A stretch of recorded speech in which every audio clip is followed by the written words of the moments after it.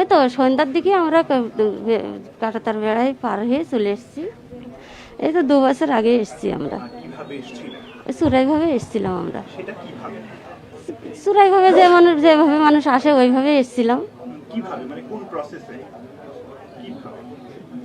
ওই তো সন্ধ্যার দিকে আমরা কাঁটাতার বেড়ায় পার হয়ে চলে এসেছি। সন্ধ্যা হওয়া এরকম টাইমে, যাতে ওখানে তখন কেউ ছিল না, মানে সুযোগ বুঝে আমরা পার হয়ে এসেছিলাম। কে কে এসেছিলেন? এসেছিলাম আমরা 3 মাপেই এসেছিলাম। আচ্ছা, পরিবারের 3 জন এসেছিলেন। হ্যাঁ হ্যাঁ। এটা আমাকে বলুন, এই যে এখন ফিরছেন তার কারণ কি? এখন কারণ এখানে আমরা থাকতে পারছি না, থাকতে দিচ্ছে না বিজেপি সরকার।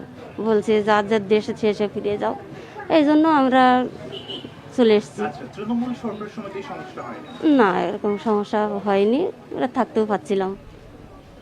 আর সুযোগ সুবিধা বলুন, এই যে না, সবুজ সুবিধা এসব কিচ্ছু হয়নি। স্কুলে পাঠানো বা চিকিৎসার ক্ষেত্রে? না না, ওসব আমরা নিজেরা রোজগার করেছি, টাকা নিজেরাই ডাক্তারখানায় গিয়ে চিকিৎসা হয়েছি। কারণ আপনি যদি হসপিটালে যান তাহলে আপনার আধার কার্ডটা প্রয়োজন পড়ে। ও হসপিটালে আমার যাওয়া পড়েনি আল্লাহর রহমতে, মানে সেটুকু দিকে আমরা ঠিক ছিলাম। আচ্ছা,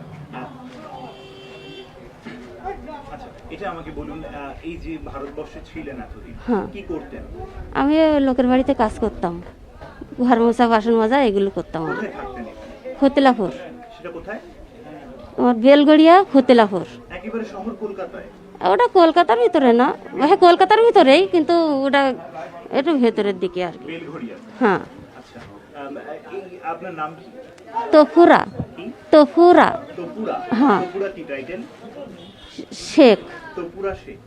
আচ্ছা, এখন ফিরে যাচ্ছেন, এটাকে কিভাবে দেখছেন, কেমন লাগছে? ফিরে যাচ্ছে, এখন ভালো লাগছে যে আমার দেশে আমরা ফিরে যাব। তাহলে এলেন কেন? আসলাম কেন, আসলে ওখানে একটু রোজগার কম ছিল, ভাবলাম যে যাই কিছু পয়সা করে রোজগার করি, ভালো 3 বেলা 3 মুঠো ভালোভাবে খেতে পারবো। ওখানে আসলে রোজগার কম ছিল, তো গরিব মানুষ, অভাবের তাড়নায় এসেছিলাম, এই জন্য তাই এসব শুনে আমরা দেশের মানুষ দেশে ফিরে যাচ্ছি। আচ্ছা, মানে বিজেপির এই যে যে নতুন সরকার এলো তার কারণে? হ্যাঁ হ্যাঁ হ্যাঁ, তার কারণে। ঠিক আছে। আর বাংলাদেশে আপনার কোথায় বাড়ি? এটা সাতক্ষীরা জেলা, কলরা থানা।